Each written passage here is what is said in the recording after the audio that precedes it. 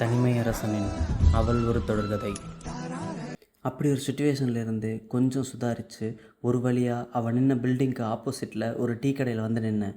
வெட்டி வெட்டி அங்கே இங்கேன்னு போன அவள் பார்வை அடுத்த நொடி என் மேலே தான்னு நான் ரெடி ஆகிறதுக்குள்ளே ஃப்ராக்ஷன் ஆஃப் செகண்டில் அவள் பார்வை என்ன அப்படி பாஸ் ஆச்சு பாருங்கள்.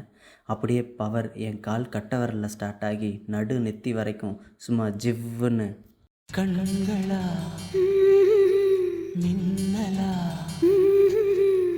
மின்னல் பார்வையோட மயக்கத்தில் மாஸ்டர் ஒரு டீன்னு சொல்லிவிட்டு லுக்கு அகெயின் அவள் பக்கம்.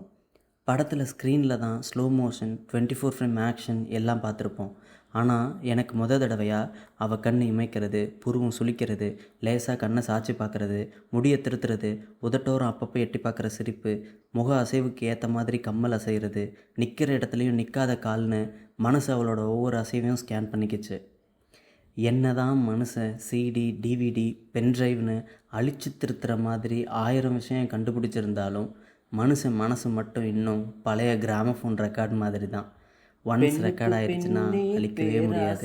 அது மாதிரி என் கண்ணில் அவள் அசைவுகள் இசையாய் அவள் செந்தமிழ் தேன்மொழியால் நிலாவென சிரிக்கும் மலர்கொடியால் நிலாவென சிரிக்கும் மலர்கொடியால் என் செந்தமிழச்சி எனக்கு முன்னாடி நின்று பேசிகிட்டு இருக்கா. சொன்ன டீயை பார்த்து வாங்கிக்க கூட தோணலை. கண்ணு அவளை விட்டு நகரவே இல்லை. அவள் பேசிட்டு தான் இருக்காளா இல்லை ஹம்மிங் பாடிட்டுருக்காளான்னே தெரியலை. என் மைண்டுக்கு எனக்கு பிடிச்ச ரிங்டோன் பிஜிஎம்மாக கேட்க நான் அவளை பார்த்துக்கிட்டே நின்னேன். சுற்றி இருக்கிறவன்லாம் வித்தியாசமாக என்னை பார்த்தாலும் நான் மட்டும் அவளை மட்டுமே பார்த்துட்டு நின்னேன்.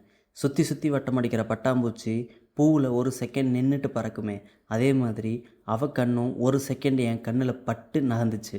ஆனால் எனக்குள்ளே அந்த பிஜிஎம் மட்டும் நிற்கலை.